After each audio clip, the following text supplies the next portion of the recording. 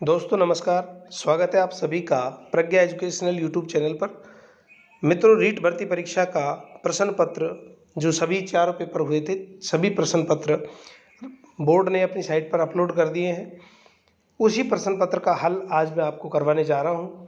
उसमें थर्ड पारी का जो पेपर हुआ था शिफ्ट 3 का मॉर्निंग में, वह प्रश्न पत्र मैं आपको मनोविज्ञान का प्रश्न पत्र जो था उसको मैं हल करवाऊंगा। आपके स्क्रीन पर पुस्तक दिखाई दे रही है, लक्ष्य पब्लिकेशन द्वारा प्रकाशित प्रज्ञा शिक्षा मनोविज्ञान एक समग्र अध्ययन पुस्तक है। सभी शिक्षक भर्ती परीक्षाओं के लिए यह आधार बुक है और इस पुस्तक ने रिकॉर्ड कायम किया है। इस पुस्तक से हूबहू कंसेप्ट पर आधारित भी सारे सवाल मिले हैं और डायरेक्ट जो सवाल मिले वो भी मैं आपको पेज संख्या सहित साझा करने जा रहा हूँ।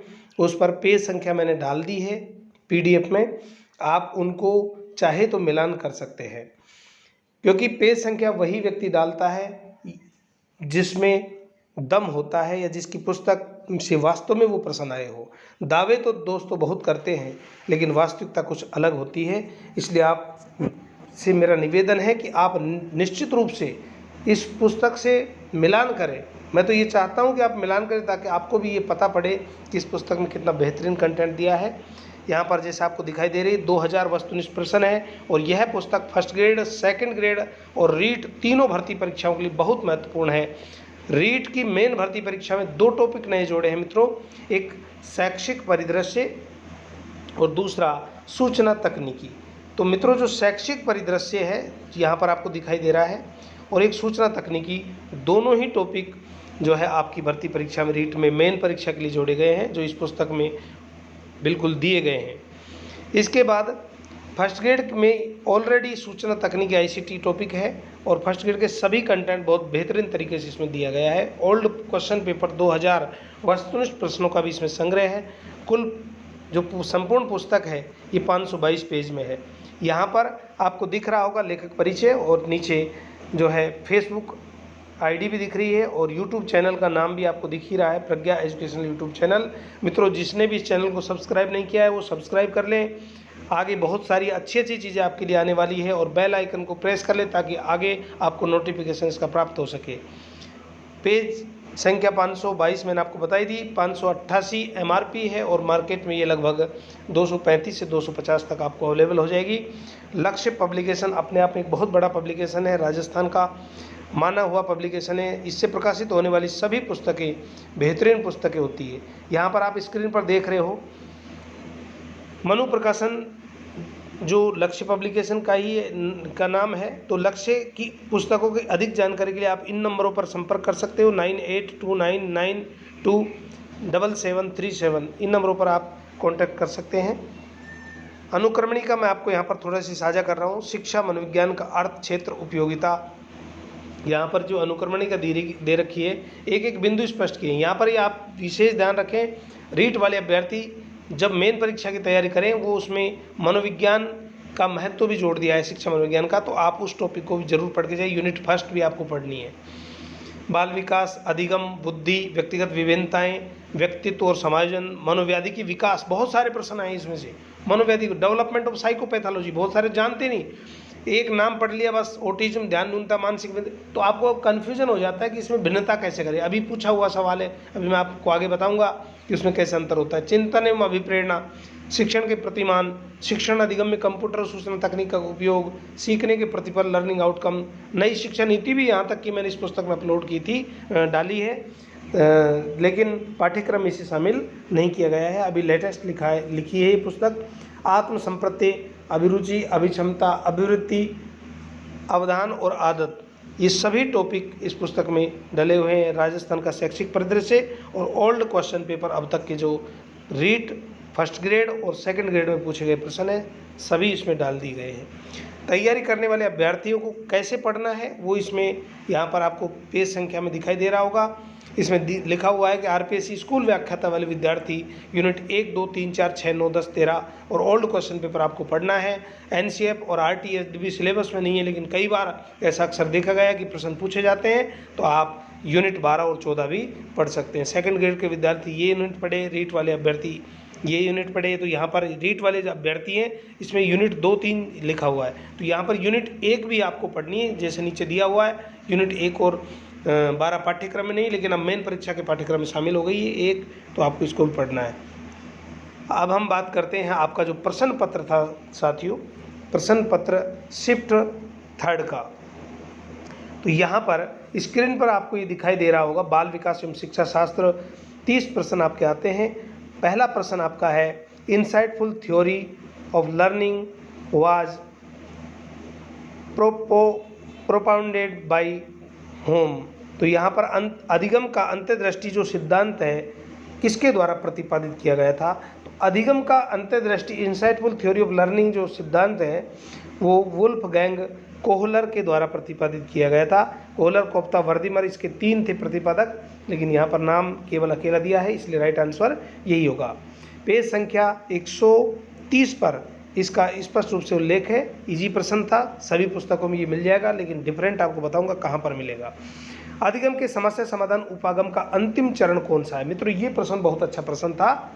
तो यहाँ पर अधिगम के समस्या समाधान उपागम का अंतिम चरण, तो प्रॉब्लम सॉल्विंग जो सॉल्यूशन होता है, तो वहाँ पर रॉबर्ट गेने ने अधिगम की परिस्थितियाँ साझा की है। तो रॉबर्ट गेने जो अधिगम की परिस्थितियाँ बताई, उसमें अंतिम सोपान जो है वो समस्या समाधान बताया। तो समस्या समाधान अधिगम उसने नाम दिया। तो यहाँ पर उस समस्या समाधान जो उपागम है, अधिगम है, वहाँ पर उसमें निष्पादन और सत्यापन किया जाता है।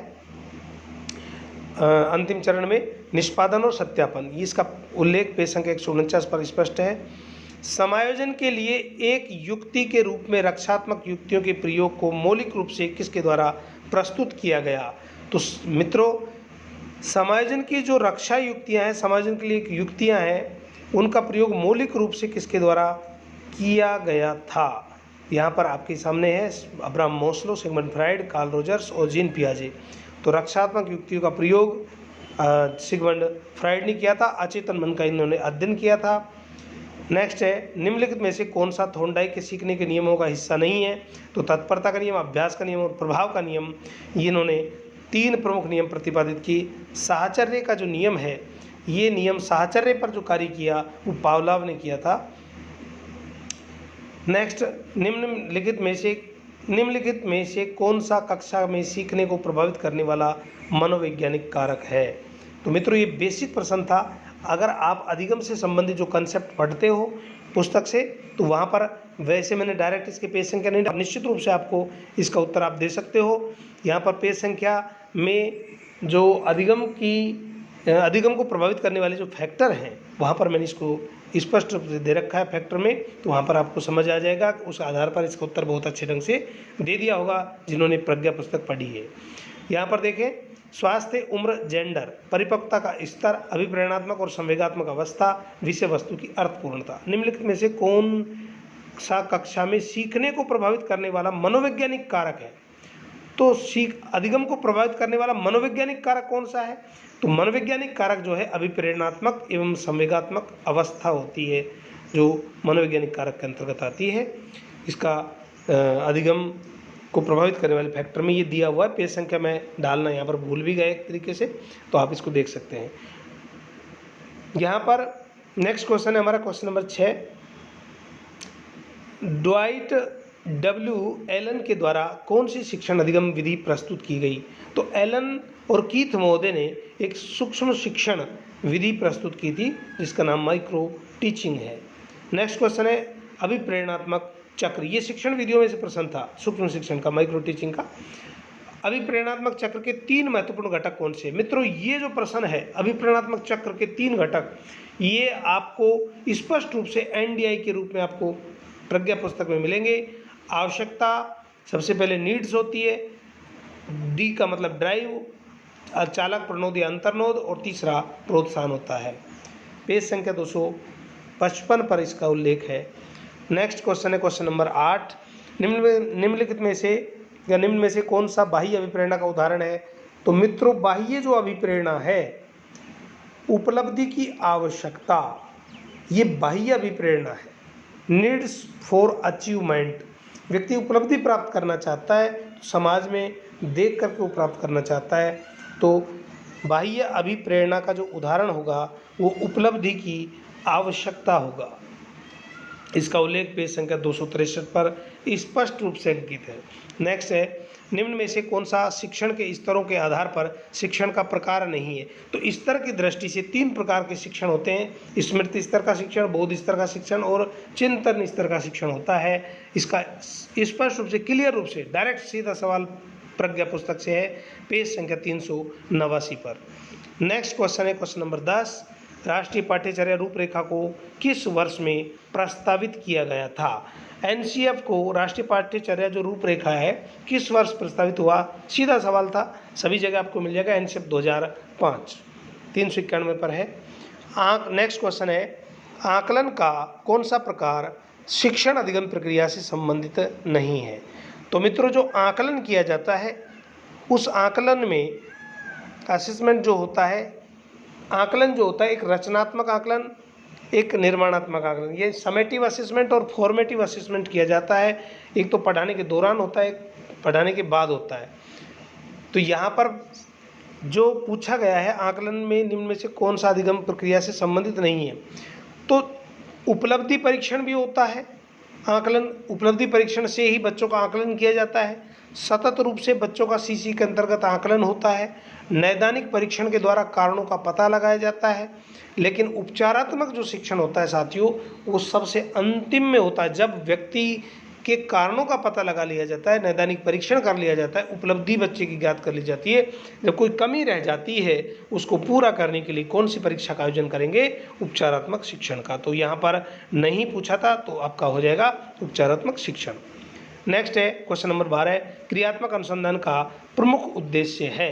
पेज संख्या 410 पर स्पष्ट रूप से है, क्रियात्मक अनुसंधान का प्रमुख उद्देश्य क्रियाविधि होता है।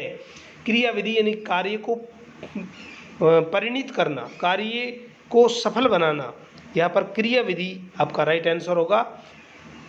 नेक्स्ट क्वेश्चन है क्वेश्चन नंबर 13, उपलब्धि परीक्षण के निर्माण के लिए निम्न में से कौन सा सत्य नहीं है। उपलब्धि परीक्षण के निर्माण के लिए निम्न में से कौन सा सत्य नहीं है। तो उपलब्धि परीक्षण बनाने के लिए विश्वसनीयता भी होनी चाहिए, वैधता भी होनी चाहिए और वस्तुनिष्ठता का गुण होना चाहिए। मैंने स्पष्ट रूप से पेज संख्या 405, मैं आपको गारंटी देता हूँ इस प्रश्न का उपलब्धि परीक्षण के संबंध में डायरेक्ट आपको कहीं नहीं मिलेगा, लेकिन प्रज्ञा पुस्तक में पेज नंबर 405 पर वहाँ पर दिया हुआ है स्पष्ट रूप से कि विश्वसनीयता भी होना चाहिए, वैधता भी होना चाहिए और वस्तुनिष्ठता, मूल्यांकन नहीं है वहाँ पर। तो आपका राइट आंसर कौन सा हो जाएगा यहाँ पर, मूल्यांकन। नेक्स्ट प्रश्न है प्रश्न नंबर 14, सिगमंड फ्राइड द्वारा प्रतिपादित मनोलैंगिक विकास की अवस्था निम्न में से कौन सी नहीं है। तो मनोलैंगिक विकास की अवस्था, यहाँ पर थोड़ा सा सवाल को घुमा दिया, इन्होंने जो इंग्लिश के नाम थे उनको ही हिंदी में लिख दिया। यहाँ पर पहली जो 5 अवस्थाएं बताई सिगमंड फ्राइड ने मनोलैंगिक विकास की, मुख्य अवस्था, गुदी अवस्था, उत्तरलैंगिक अवस्था, सुप्तावस्था और जननांगी अवस्था, यहाँ पर इंग्लिश में इनके नाम दे रखे हैं। तो यहाँ पर फैलिक का जो अवस्था है, फैलिक स्टेज, एनल स्टेज, इसको हिंदी में लिख दिया ऐसे कैसे, और इडिपस कॉम्प्लेक्स अवस्था, ये अवस्था उन्होंने नहीं बताई। लेटेंसी अवस्था, लेटेंसी पीरियड भी उन्होंने बताया था। यहाँ पर आपका राइट आंसर हो जाएगा सी। क्वेश्चन नंबर 15, जीन पियाजे के अनुसार या जीन पियाजे के संज्ञानात्मक विकास के सिद्धांत से कौन सी अवधारणा संबंधित नहीं है। बिल्कुल, बहुत अच्छा सवाल था मित्रों। ये प्रश्न भी आपको निश्चित रूप से किसी भी पुस्तक में, गाइड में नहीं मिलेगा। केवल और केवल प्रज्ञा पुस्तक है, पेज संख्या 141 और 42 पर आप जरूर देखें। निश्चित रूप से प्रश्न डायरेक्ट दिया हुआ है। स्कीमा, आत्मसात्करण सभी जानते हैं। व्यवस्थापन और अधिग्रहण में आपका कन्फ्यूजन जरूर बना होगा, तो वहाँ पर व्यवस्थापन भी होता है। मैं आपको थोड़ा सा यहाँ पर एक्सप्लेन कर दूँ कि वहाँ पर जीन पियाजे ने बताया था कि स्कीमा बनाता है बच्चा, पहले मानसिक संरचना बनती है। पहले बच्चा कोई नई चीज़ जब उसके समक्ष आती है उसको अपने आप समझने की कोशिश करता है, तो वह आत्मसात्करण का सहारा लेता है। जब आत्मसात्करण की प्रक्रिया से काम नहीं चलता तो वह व्यवस्थापन का भी उपयोग करता है। तो यहाँ पर एसिमिलेशन, अकोमोडेशन और व्यवस्थापन के द्वारा चीज़ों को समझने का वो प्रयास करता है। स्पष्ट रूप से वहाँ पर दिया गया है, आप देख सकते हैं। नेक्स्ट प्रश्न, क्वेश्चन नंबर 16, जीन्स का जोड़ा जो विशेष गुणसूत्र पर एक विशिष्ट स्थान अधिग्रहित करता है तथा समान गुण को नियंत्रित करता है कहा जाता है। मित्रों, बहुत बेहतरीन सवाल था इस प्रश्न पत्र का, और ये भी आपको पेज संख्या 55 पर डायरेक्ट आपको मिलेगा प्रज्ञा पुस्तक में। इसका सही जो आंसर है वो है ऑटोजोम्स। इसको एक बार समझ लें। जीन्स का जोड़ा जो विशेष गुणसूत्र पर एक विशिष्ट स्थान अधिग्रहित करता है, क्योंकि वंश की जो असंख्य विशेषताएं होती है वो जीन्स में निहित होती है और जीन्स पर गुणसूत्र लगे होते हैं। अब वो जीन्स में जो विशेषताएं होती है, यहाँ पर कह रहा है कि समान गुण को नियंत्रित करता है। जब एक पीढ़ी से दूसरी पीढ़ी में जब जीन्स जाते हैं और गुण बनते हैं तो वहाँ पर समान गुण को नियंत्रित करता है, कंट्रोल करता है, उसे ऑटोजोम्स कहा जाता है। क्लियर रूप से पेज संख्या 55 पर है, आप जरूर देखें। नेक्स्ट प्रश्न, क्वेश्चन नंबर 17, व्यावसायिक चयन में वैयक्तिक विभिन्नताओं को निम्न प्रकार से समझाया जा सकता है। मित्रों, एक बार निवेदन है आपसे, जिसने भी चैनल को सब्सक्राइब नहीं किया है वो चैनल को सब्सक्राइब कर लें, वीडियो को अधिक से अधिक शेयर करें ताकि अन्य बच्चों तक भी सूचना पहुंच सके, और बेल आइकन प्रेस जरूर कर लें ताकि आगे कभी भी आपको अच्छा कंटेंट या कोई मैटर देखने को मिले तो प्रज्ञा एजुकेशन से आप जुड़े रहें। यहाँ पर जिसने लाइक नहीं किया है वो लाइक का बटन भी ज़रूर दबा दें, क्योंकि आप भूल जाते हो। नेक्स्ट प्रश्न देखें, व्यावसायिक चयन में वैयक्तिक विभिन्नताओं को निम्न द्वारा समझाया जाता है। व्यावसायिक चयन में वैयक्तिक विभिन्नताओं को, इंडिविजुअल जो डिफरेंस है, व्यक्तिगत विभिन्नताओं को किसके द्वारा समझाया जाएगा? अभिक्षमता में अंतर, बिल्कुल, ये भी क्लियर रूप से पेज संख्या 184 पर है। संज्ञानात्मक योग्यताओं में अंतर, स्वभावगत प्रवृत्तियाँ, सांस्कृतिक पृष्ठभूमि। अब व्यावसायिक चयन में वैयक्तिक विभिन्नताओं को, ये प्रश्न भी आपको डायरेक्ट कहीं नहीं मिलेगा, केवल मात्र प्रज्ञा पुस्तक में पेज संख्या 184 पर अभिक्षमता में अंतर। अभिक्षमता से तात्पर्य व्यक्ति की जन्मजात योग्यताएं, जहाँ पर व्यावसायिक चयन में जो है भिन्न विभिन्नताओं को निम्न द्वारा समझाया जा सकता है। तो राइट आंसर ये होगा डी, मिलान कर सकते हैं। बाल विकास में वातावरण की भूमिका खालिस्तान के द्वारा सबसे सही रूप में प्रतिबिंबित होती है। तो यहाँ पर बाल विकास में वातावरण की भूमिका सही रूप में प्रतिबिंबित होती है। तो यहाँ पर जो है थोड़ा सा इसमें कन्फ्यूजन है, कन्फ्यूजन की स्थिति है। अब वो बोर्ड पर निर्भर करता है। कई प्रश्न ऐसे होते हैं कि उसका उत्तर स्वयं बोर्ड जो निर्धारित करता है, किस आधार पर करता है, उसके हिसाब से माना जाता है, तभी तो बच्चे डिलीट लगाते हैं और वो डिलीट माना जाता है। हर व्यक्ति में इंडिविजुअल डिफरेंस होता है, तो हर व्यक्ति की सोच भी भिन्न भिन्न होती है। तो यहाँ पर भी इसका उत्तर इसी प्रकार होगा और अलग अलग इसका आंसर भी लोग जारी करेंगे। यहाँ पर बाल विकास में वातावरण की भूमिका किसके द्वारा सबसे सही रूप में प्रतिबिंबित होती है? तो व्यक्ति की प्रकृति के द्वारा प्रतिबिंबित होती है या स्वभावगत प्रवृत्तियों द्वारा प्रतिबिंबित होती है? व्यक्ति की प्रकृति, और ये तो जेनेटिक हो गया। प्राथमिक प्रतिक्रिया के तरीके और आदत निर्माण, इन दो ऑप्शन में संशय है। तो यहाँ पर मेरे हिसाब से जो राइट आंसर होना चाहिए वो आदत निर्माण होना चाहिए, क्योंकि आदत निर्माण व्यक्ति जो है प्राथमिक प्रतिक्रिया के तरीके होना चाहिए, क्योंकि आदत निर्माण जो है व्यक्ति खुद अपने आप अर्जित करता है, वातावरण उसको नहीं सिखाता। वातावरण से वो जरूर अपने जैसे मित्र है तो हम उसका प्रभाव होता है, लेकिन उसकी आंतरिक अभिप्रेरणा उसको प्रेरित करती, तभी वो ऐसा सीखता है। लेकिन प्राथमिक प्रतिक्रिया के तरीके, ये इसका आंसर हो सकता है। नेक्स्ट, विकास के नियम के रूप में कौन सा कथन सत्य नहीं है? तो विकास के नियम और सिद्धांत पेज संख्या 52 और 53 पर स्पष्ट रूप से दिए गए हैं। विकास के लिए प्रत्येक अवस्था समान रूप से महत्वपूर्ण होती है, अलग ही दिख रहा है। समान रूप से कैसे महत्वपूर्ण होगी? विकास प्रत्येक अवस्था में भिन्न भिन्न होता है, कभी धीमा होता है, कभी तीव्र होता है। बाकी यही कथन इसमें सत्य नहीं था। विकास परिपक्वता तथा सीखने का परिणाम में बिल्कुल डायरेक्ट मिलेगा। विकास में व्यक्तिगत विभिन्नता भी होती है। विकास के प्रारूप पूर्वानुमान में होते हैं, अर्थात हम उसका पहले अनुमान लगा सकते हैं, भविष्यवाणी भी कर सकते हैं। नेक्स्ट क्वेश्चन है क्वेश्चन नंबर 20, नैतिक विकास का सिद्धांत किसके द्वारा प्रतिपादित किया गया? तो नैतिक विकास का सिद्धांत लॉरेंस कोहलबर्ग के द्वारा प्रतिपादित किया गया। मित्रों पेज संख्या 85 पर है। रॉबर्ट जे स्टर्नबर्ग द्वारा बुद्धि का कौन सा सिद्धांत प्रस्तावित किया गया? तो यहाँ पर इन्होंने त्रिआयामी दे दिया, तो बच्चे हिंदी के चक्कर में कंफ्यूज हो गए। त्रिआयामी जबकि गिलफोर्ड के द्वारा प्रतिपादित है। यहाँ पर इंग्लिश जरूर देखनी थी आपको, इंग्लिश जो दी हुई है सी ऑप्शन राइट होगा यहाँ पर, क्योंकि इंग्लिश के हिसाब से आंसर माना जाता है। ट्रैकिक थ्योरी जो दे रखा है यहाँ पर इंग्लिश, ये सी ऑप्शन ही राइट है बिल्कुल। और पेज संख्या 168 पर इसका वर्णन है। नेक्स्ट है, निम्न में से कौन सा बुद्धि का निष्पत्ति परीक्षण है? तो बुद्धि का निष्पत्ति परीक्षण पिछली रीट भर्ती परीक्षा में भी पूछा गया था शायद ये प्रश्न। बाट या बैटरी परीक्षण बुद्धि का निष्पत्ति परीक्षण है, स्पष्ट रूप से पेज संख्या 173 पर लिखा गया है। व्यक्तिगत, नेक्स्ट प्रश्न है, व्यक्तिगत विभिन्नताओं की प्रकृति के लिए निम्न में से कौन सी अवधारणा सत्य नहीं है? तो व्यक्तिगत विभिन्नताओं के लिए निम्न में से कौन सी अवधारणा सत्य नहीं है? व्यक्तिगत विभिन्नताओं में शील गुण का अंतर संबंध भी होता है, विचलनशीलता का भी के कारण भी जो है व्यक्तिगत विभिन्नता हो जाती है, और सामान्य संभाव्यता भी होती है, नॉर्मल पॉसिबिलिटी भी होती है, प्रोबेबिलिटी भी होती है, अधिगम समानता, ये अवधारणा सही नहीं है। नेक्स्ट प्रश्न है, व्यक्ति पेज संख्या 184 पर है। व्यक्ति का शील गुण सिद्धांत किसके द्वारा प्रतिपादित नहीं किया गया?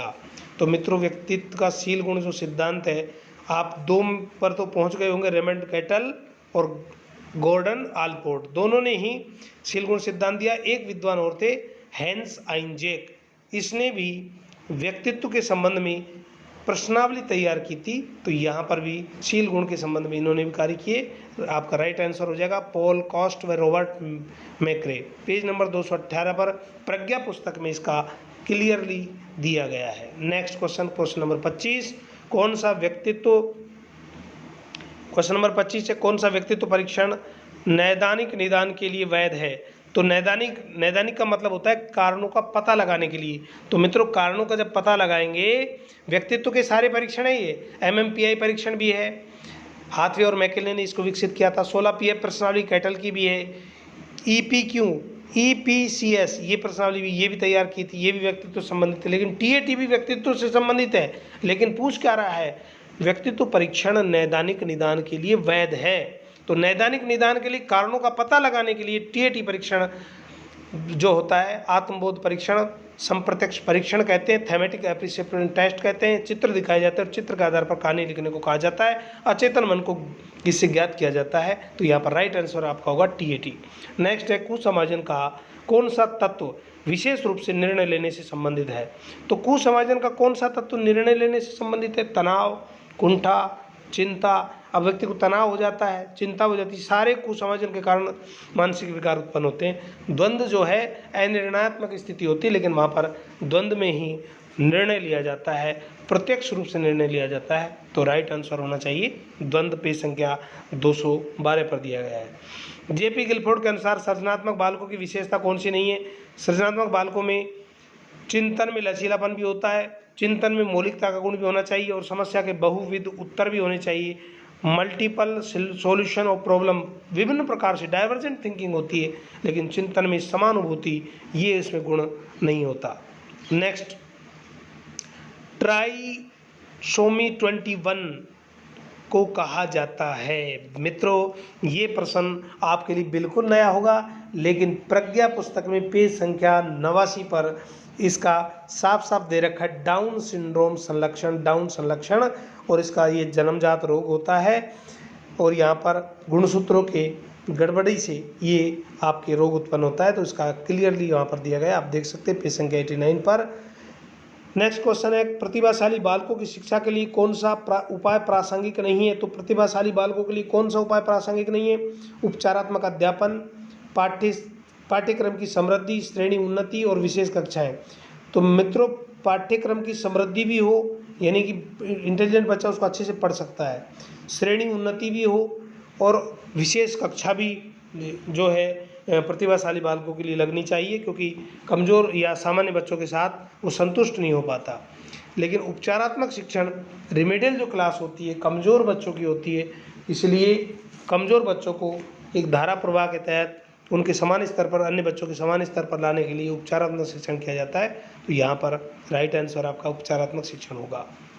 अंतिम प्रश्न, कौन सी विकृति अधिगम अक्षमता का एक प्रकार है? तो कौन सी विकृति, बिल्कुल ये प्रश्न भी बहुत ज़बरदस्त प्रश्न था, पेपर बहुत अच्छा था साइकोलॉजी का। प्रश्न 30 प्रश्न जो 30वां अंतिम प्रश्न है, कौन सी विकृति अधिगम अक्षमता का एक प्रकार है। अब सब बच्चे चक्कर में पड़ गए। क्रेटिनिज्म पढ़ रखा है सर, डिस्लेक्सिया भी पढ़ रखा है, ADHD भी पढ़ रखा है, ऑटिज्म पढ़ रखा है, कोचिंग वालों ने पढ़ा रखा है, लिखवा रखा है, बीमारियां लिखवा दी, बस खुद भी नहीं पता उन लोगों को जो आपको लिखवाते हैं, आप जहाँ से पढ़े हो, कि ये किस रूप में पूछा है सवाल। मैं आपको इसको थोड़ा सा समझा दूं। मनोव्याधि की विकास के अंतर्गत, डेवलपमेंट ऑफ साइकोपैथोलॉजी के अंतर्गत जो है इसका विभाजन किया जाता है, और ये सारी विकृतियाँ मनोव्याधि की विकास के अंतर्गत आती है। और इसमें जैसे दूसरी जो विकृति आती है अधिगम अक्षमता, 5 प्रकार का, ADHD अलग है, ऑटिज्म अलग है, ये उसी में है मनोव्याधि के विकास में।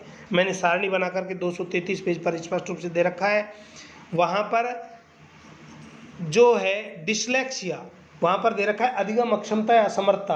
तो अधिगम अक्षमता के कारण जो है 3 प्रकार से वहाँ पर दे रखे हैं, डिस्लेक्सिया, पठन विकृति, लेखन विकृति और गणित विकृति।